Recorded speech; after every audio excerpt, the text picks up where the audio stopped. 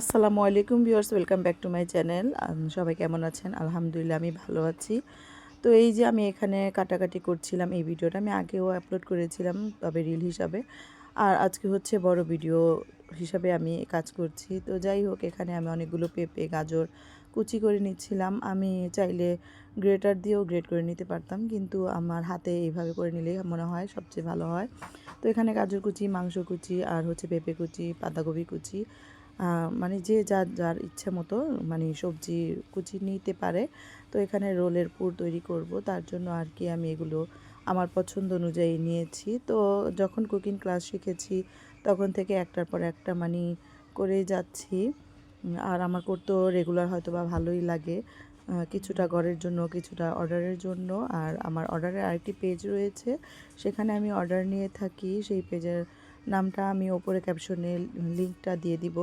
তো আপনারা চাইলে আমার নতুন পেজে ঘুরে আসতে পারেন। তো এখানে হচ্ছে আবার আমি দিয়ে দিলাম কিছুটা কাঁচা পেঁয়াজ কুচি, আর হচ্ছে শুকনো কিছু উপকরণ, সয়া সস, ম্যাগি সস, তারপর হচ্ছে একটু গোলমরিচ গুঁড়ো, আর হচ্ছে গরম মশলা গুঁড়ো, জিরা গুঁড়ো, আর ঘরে মানে হাতের সামনে যা থাকে সেটাই দিয়ে আর কি আমি রোলের পুরগুলি তৈরি করে থাকি, যেটা যায় আর কি। তো সস একটু কম হয়েছিল, তো আমি আবার একটু সস দিয়ে তারপর এটা ভালো করে নাড়াচাড়া করে একবারে ফুল কুক করে নিলাম। তো এখানে আমার কুক কমপ্লিট।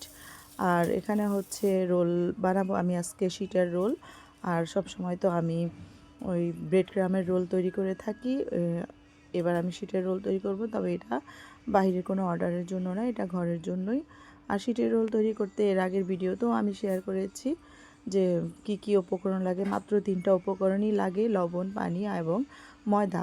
তো এগুলো গুলিয়ে তারপরে এই যে ছোটো ছোটো লেচি কেটে নিয়েছিলাম, তারপরে এর ওপর তেল দিয়ে দিয়ে ধাপে ধাপে ভাজে ভাজে আর কি 3টা করে রুটি একসাথে তারপর আবার এই যে বেলে নিচ্ছি, যাতে করে আমার শিটটা বানাতে সুবিধা হয়।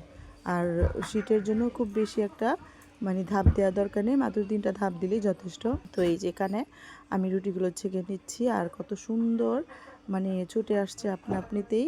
তো এভাবে করে আমি সবগুলো শিটগুলো তৈরি করে নিচ্ছি। তো একে একে আমার শিট যখন তৈরি করি আমার খুবই ভালো লাগে, কারণ এটা কত সুন্দরভাবে আপনা আপনিতেই ছুটে আসে। তো মন চায় আমি সারাদিনই এরকম শিট তৈরি করি। তো আমার তো দরকার নেই, তারপরেও মানে আর কি বললাম, নিজের কাছে ভালো লাগে। তো কাজের মধ্যে আমার একটু অলসতা নেই, যখন যেটা ইচ্ছে করে তখন সেটাই বানিয়ে আমি সহজেই খেয়ে ফেলি বাচ্চাদের নিয়ে। আর যদি অর্ডার থাকে তখন তো বাধ্যগত করতেই হয়।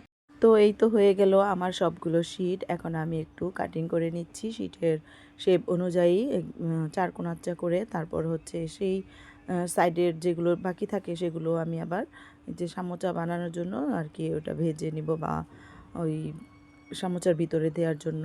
তো এই যে শিটের রোলগুলো তৈরি করছি এক এক করে, তো এক এক করে এগুলো সবগুলো আমি তৈরি করে নিচ্ছি। আর এগুলো তৈরি করতে কিন্তু খুবই সহজ। আর যখন ব্রেড ক্রাম্বগুলো দিয়ে করি তখন একটু আমার কাছে ভেজালি মনে হয়। আর এই রোলগুলো খেতে কিন্তু খুব সুস্বাদু এবং মুচমুচে। একবার হলো ট্রাই করে দেখবেন। আজকের মতো ভিডিও এখানেই শেষ করছি। সবাই ভালো থাকবেন, সুস্থ থাকবেন। আল্লাহ হাফেজ।